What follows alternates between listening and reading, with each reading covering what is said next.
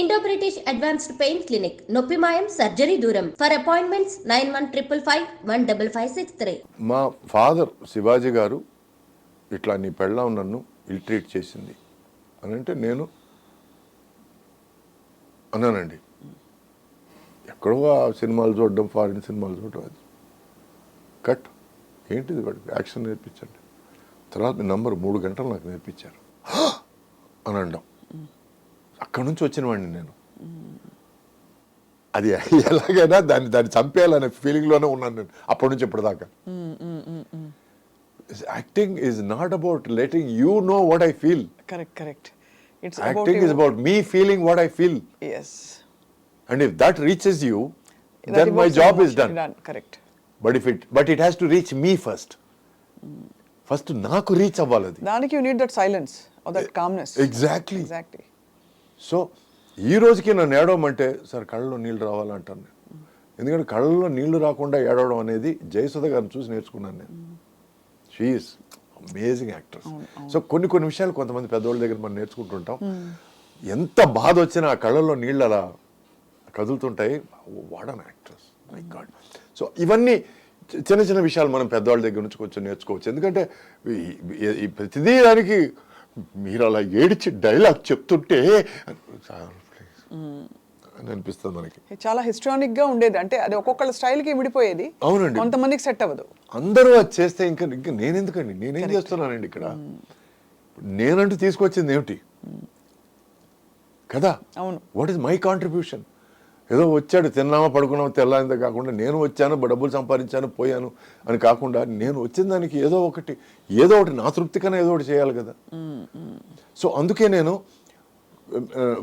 Romantic సినిమాలు చేసినప్పుడు over acting చేయలేదు, కామెడీ సినిమాలు చేసినప్పుడు ఓవర్ యాక్టింగ్ చేయలేదు, డ్రామా సినిమాలు చేసినప్పుడు ఓవర్ యాక్టింగ్ చేయలేదు, యాక్షన్ సినిమాలు చేసినప్పుడు ఓవర్ యాక్టింగ్ చేయలేదు. మళ్ళీ స్టెప్పులు వేసినప్పుడు ఫుల్ డిస్కో డాన్సర్ టైప్ లో ఉన్నాయి కొన్ని. ఎంజాయ్ అక్కడ స్టెప్పుల్లో కూడా అండి, మీరు నమ్మరు, నాకు డాన్స్ మాస్టర్కి మధ్య గొడవలు మామూలు గొడవలు కాదండి. నా పాయింట్ ఏంటంటే అండి, నేను డాన్స్ చేసేటప్పుడు నేను ఎంజాయ్ చేయాలి, ఆ ఎంజాయ్మెంట్ నా మొహంలో కనపడుతుంది అనేది నా ఆర్గ్యుమెంట్ అండి. నువ్వు 1 బీట్కి 2 స్టెప్స్ వేయాలి, అప్పుడే నువ్వు డాన్సర్వి అనేది కొంతమంది దృక్పథం. నీ 1 బీట్కి 1 స్టెప్ వేయాలి.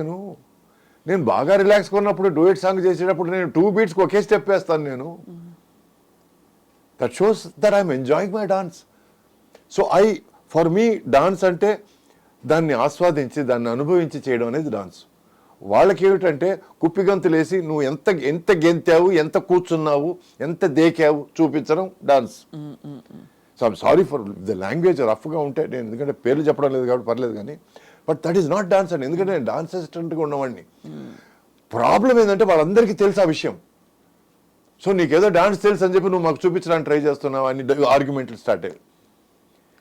ఇప్పుడు అదే ఏదైనా వేరే పెద్ద హీరోనో వాట్ ఎవర్, పెద్ద అని నేను క్యాజువల్గా అంటున్నాను కానీ నో డిస్రెస్పెక్ట్, మీరు బాబుకి ఏ స్టెప్పులు రచితే ఆ స్టెప్పులు చేద్దాం అనేది వేరే. నాలాంటి వాడు దొరికితే నా మీద ఎక్స్పెరిమెంట్, నువ్వు డాన్స్ సిస్టమ్ చేసావు, ఈ స్టెప్ వేయడానికి ఏమి, ఈ స్టెప్ నేను వేస్తాను బట్ ఈ పాటగా స్టెప్ సరిపోదు అనేది నా ఆర్గ్యుమెంట్. అయ్యేవా ఆ టైంలో ఆర్గ్యుమెంట్స్? చాలా అయ్యేవి.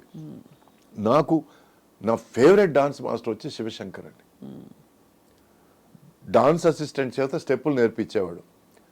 ఆ తర్వాత డాన్స్ అసిస్టెంట్ అంతకంటే మించి ఏమైనా చెప్పబోతే వాడికి డాన్స్ వచ్చి వదిలే అనేవాడు.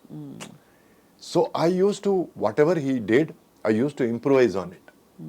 And he use to be gracious enough to stay, ఇది కాదు వేరే ఇంప్రూవ్మెంట్ ఏదైనా చెయ్యి అనేవాడు. లేకపోతే హీరోయిన్ కూడా చెప్పరాదు ప్లీజ్, నువ్వు అక్కడే చేస్తే అసహ్యంగా ఉంటుంది అనేవాడు. So I use to go to the heroine and say look this is what improvement I'm doing. ఈ లాస్ట్లో చిన్న సర్కిల్ తీసుకుంటున్నాను, లేకపోతే లాస్ట్లో చిన్న హాఫ్ సిట్టింగ్ చేసి లేస్తున్నాను. ఇవన్నీ నేను I use to share because to not miss a particular last beat or small things. Where did you learn dancing, Suresh garu? చిన్ని సంపత్ అని ఇద్దరు కవల ట్విన్ డాన్స్ మాస్టర్ ఉండేవాడు. సంపత్ మాస్టర్ దగ్గర నేను ఆల్మోస్ట్ 1 year నేను నేర్చుకున్నానండి. దాంట్లో 6 నెలలు భరతనాట్యం నేర్చుకున్నాను, మిగతా 6 నెలలు సినిమా డాన్స్ నేర్చుకున్నాను. యాక్చువల్గా ఆయన అనింది ఏంటంటే నేను 1 year భరతనాట్యం నేర్చుకోవాలని, బట్ 6 నెలల తర్వాత నేను మానేశాను. నేను చెప్పాను ఆయన దగ్గర, సార్ నేను భరతనాట్యం ఫుల్గా నేర్చుకున్నానంటే నాకు సినిమా డాన్స్ చేయలేను సార్ నేను. బట్ ఇంటెన్షన్ అక్కడ గొడవ మళ్ళీ. అక్కడ కూడా గొడవ పడ్డారు. అక్కడ గొడవ. నువ్వు ఎవడో చెప్పడానికి 1 year నేర్చుకోకుండా నీకు సినిమా డాన్స్ నేర్పించు, అయితే వద్దు సార్ నేను అన్నాను. డాన్స్ నేర్చుకోవడంతో స్టార్ట్ అయిన నా పరిస్థితి అంటే ఇది బాధాకరం కాదు, ఇది పార్ట్ ఆఫ్ లైఫ్.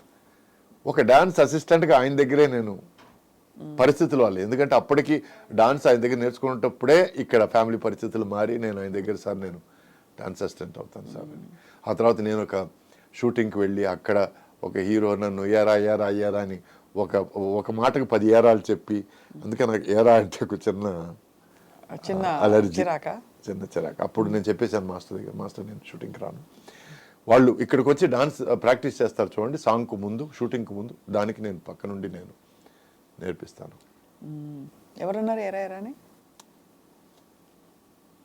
అదే మరి ఎందుకులే, ఐ అండర్స్టాండ్.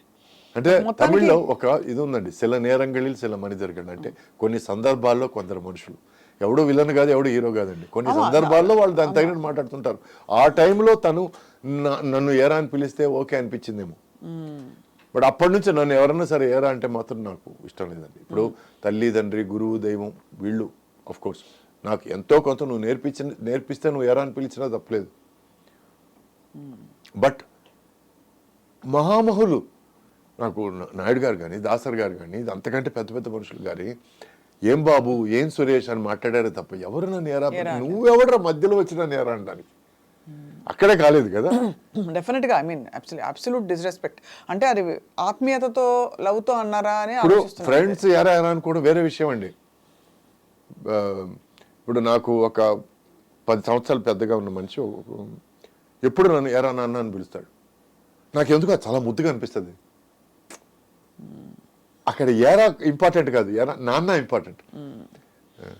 ఎరా నాన్న ఈరోజు వస్తావు ఇంటికి అని అంటే నాకు ఎంత సంతోషం నాకు, బికాస్ ఈ makes me forget that era and the weight నాన్నలో ఉంది.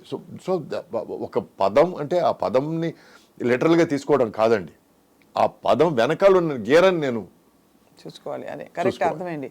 సో ఎక్కడో ప్రతి చోట మీరు చాలా సెల్ఫ్ రెస్పెక్టింగ్ అండ్ చాలా మీ ఉనికిని మీ ఐడెంటిటీని ఎక్కడ మీరు కాంప్రమైజ్ అవ్వలేదు. And even at the cost of fighting, గొడవ పడ్డాం, మీరు సంఘర్షణ పడ్డారు, బట్ రెస్పాన్సిబిలిటీస్ తీరాయి. సో అంటే ఒక విధంగా చూసుకుంటే it's highly successful and stressful story also. ఇప్పుడు జీవితంలో సక్సెస్ అనడానికి చాలా మంది తార్కాణాలు వేరే అండి. వాడు సూపర్ స్టార్ అయ్యాడంటే చాలా మందికి వాడు సక్సెస్ అయ్యాడని లెక్క. వాడు పర్సనల్ లైఫ్ హ్యాపీగా ఉందంటే వాడు గెలిచాడు లైఫ్లో అని చాలామంది మాట్లాడతారు. వాడికి 10 కార్లు 10 బంగ్లాలు ఉన్నాయంటే వాడు చాలా సక్సెస్ఫుల్ వాడు సూపర్ అని మాట్లాడతారు. బట్ నాకు for me being a success is having a peaceful personal life, being healthy and ఒక ముద్ద కోసం ఎవరిని చేయి చాచుకుంటూ ఉన్నాడు.